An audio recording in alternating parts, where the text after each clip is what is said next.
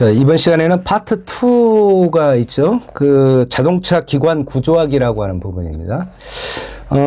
아까 우리 전 시간에 그런 얘기를 했었습니다. 자동차의 전체적 구조는 바디라고 하는 것과 셰시라고 하는 것이 구성되어 있다고 했죠. 그 다음에 바디는 뭐 사람이 타거나 짐을 실을 수 있는 그런 공간을 우리는 바디라고 했고, 셰시라고 하는 것은 엔진부터 시작해서 나머지 이제 부속 장치들이 달라붙는 것들을 셰시라고 했었는데, 셰시에서는 이제 또 크게 얘기하면 뭘로 나뉩니까? 그렇죠. 기관. 그 다음에 전기. 그 다음에 셰시라고 하는 게 또 있어요. 그래서 우리 이제 자동차의 어떤 바디를 뺀 나머지는 기관, 전기, 셰시 이렇게 크게 세 파트로 나누어서 수업을 진행을 하도록 하겠습니다. 그 첫 번째 과정으로 자동차의 기관 구조학으로 돼 있죠.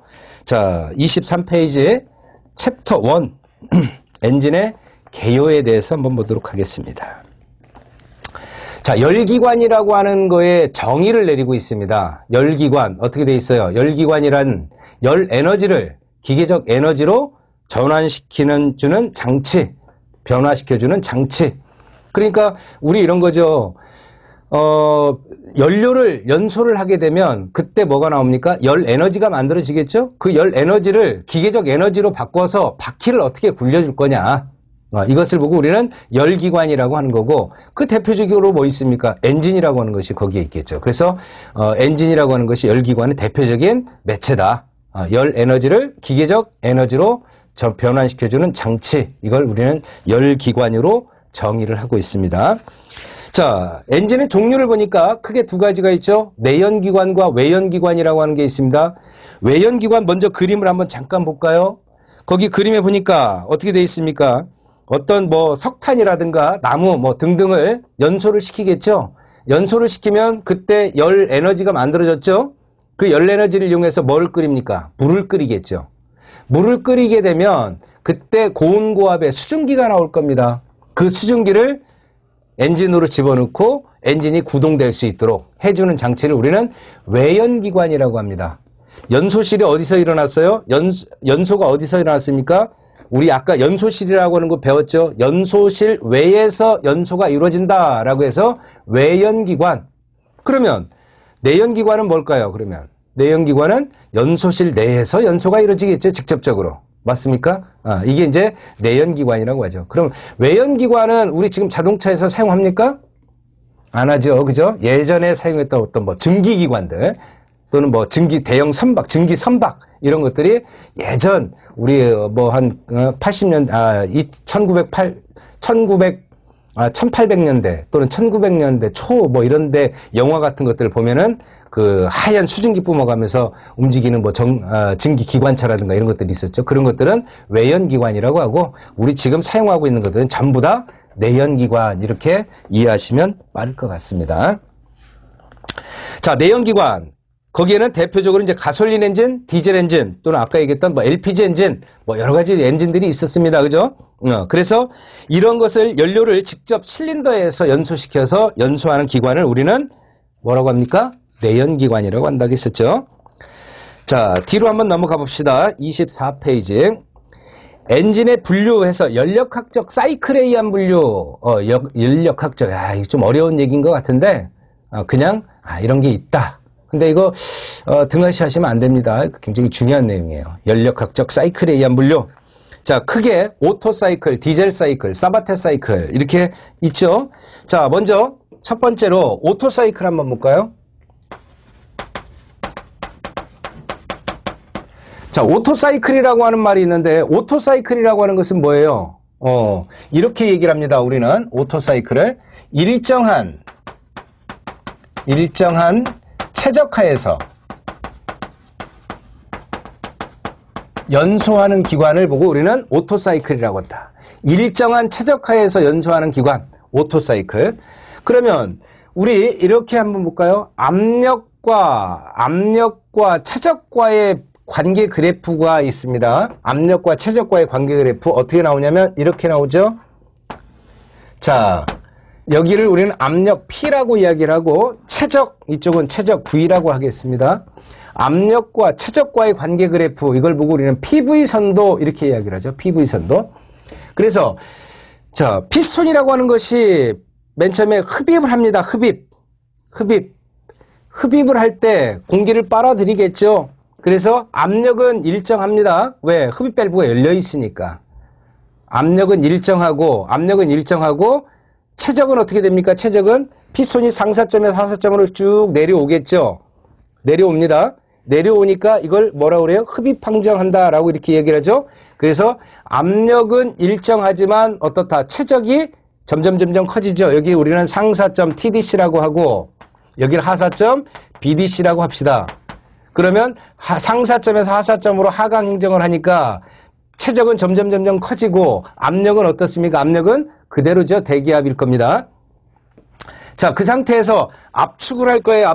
압축이라고 하는 것은 흡입 밸브하고 배기 밸브를 다 닫은 상태에서 피스톤이 상승 행정을 합니다. 상승 행정을 하면 여기 압력은 어떻게 돼요? 자꾸 높아지고 여기 얘가 최적은 어떻게 됩니까? 최적은 점점 줄어들죠. 최적은 줄어들고 압력은 높아지는 반비례 그래프 나오겠죠. 이렇게 나올 겁니다. 이렇게. 자, 그 상태에서 지금 얘는 뭐라겠어요? 일정한 최적하에서 연소한다겠어. 최적의 변화가 없는 상태에서 연소를 합니다. 자, 이렇게 압축해 놓은 상태에서 여기서 스파크 플러그의 불꽃, 우리 점화 플러그라고 하는 것이 있죠. 그 스파크 플러그, 점화 플러그에서의 불꽃이 땅 튀겨질 겁니다. 불꽃이 튀겨져서 그때 어떻게 돼요? 여기 있던 가스들이 폭발을 일으키겠죠. 맞습니까? 폭발을 일으킬 거야. 그러면 폭발 일으키는 순간 압력이 어떻게 돼요? 수직적으로 상승할 거 아니야. 그죠? 수직적으로 상승을 합니다. 어떻게? 이렇게. 수직적으로 상승을 했겠죠. 자, 이렇게 수직적으로 상승을 하고 난 다음에, 그 다음에 어떻게 됩니까? 이제 폭발력에 의해서 피스톤이 하강 행정을 하겠죠. 내려올 거 아닙니까? 최적은 점점 커지고 압력은 어떻게 될까요? 점점 낮아지겠죠. 그래서 역시 반비 그래프 이렇게 나올 거예요. 이렇게. 이 상태에서 이제 배기 밸브가 열립니다. 배기 밸브가 열리면 여기 있던 가스의 자체적인 압력에 의해서 배기가스로 일부 빠져나가겠죠. 그럴 거 아닙니까? 그죠?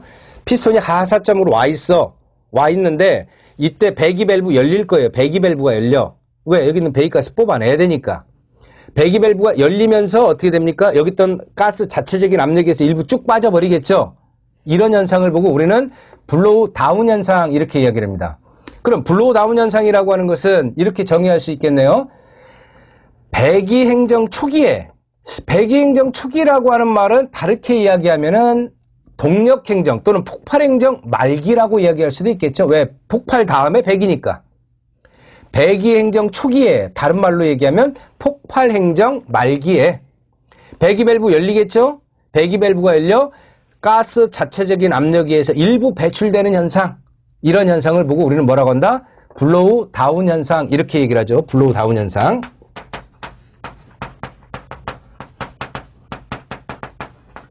배기 행정 초기에 또는 동력 행정 말기에 배기 밸브가 열려 가스 자체적인 압력에 의해서 일부 배출되는 현상, 이런 현상을 블로우 다운 현상이라고 한다. 이거 중요한 얘기입니다. 이거 중요하죠. 자, 그래서 그러면 배기 행정 초기에 배기 밸브가 열리니까 여기 있는 가스가 자체적으로 쭉 빠져버리니까 압력은 어떻게 됩니까? 압력은 뚝 떨어지겠죠. 뚝 떨어질 거야, 이렇게. 그리고 난 다음에 어떻게 돼요? 배기 밸브 열려 있는 상태에서 피스톤이 상승 행정하죠. 상승하면 여기 있던 가스는 어떻게 돼요? 배기가스로 다 빠져나가겠죠. 그래서 이렇게 된다. 이렇게. 자, 뭐 다른 건 모르셔도 상관없겠는데 요 그래프 형태는 꼭 기억하셔야 됩니다. 이 형태. 자, 그래서 여기를 우리는 1, 2, 3, 4라고 표기를 하고 1에서 2 과정, 이걸 보고 우리는 뭐라고 그래요? 단열 압축이라고 하죠. 단열 압축. 그 다음에 여기에서 열이 공급이 됐죠. Q1이라고 하는 열이 가열이 됐습니다. 가열량, 공급 열량 이렇게 얘기를 하죠. 2에서 3 과정을 보고 최적의 변화가 없죠. 최적의 변화가 없는 상태에서 압력이 수직 상승했습니다. 그래서 이걸 보고 뭐라고 한다? 정적 가열. 최적의 변화가 없다. 정적, 일정한 최적. 그 상태에서 열이 공급이 됐죠. 그 다음에 3에서 4정은 뭐예요? 단열 팽창 이렇게 이야기를 하죠. 단열 팽창. 그 다음에 여기서 열이 방출이 됐죠. Q2라고 하는 방출 열량. 왜? 아까 배기 밸브 열리면서 열이 쭉 빠져버렸지 않습니까? 그죠?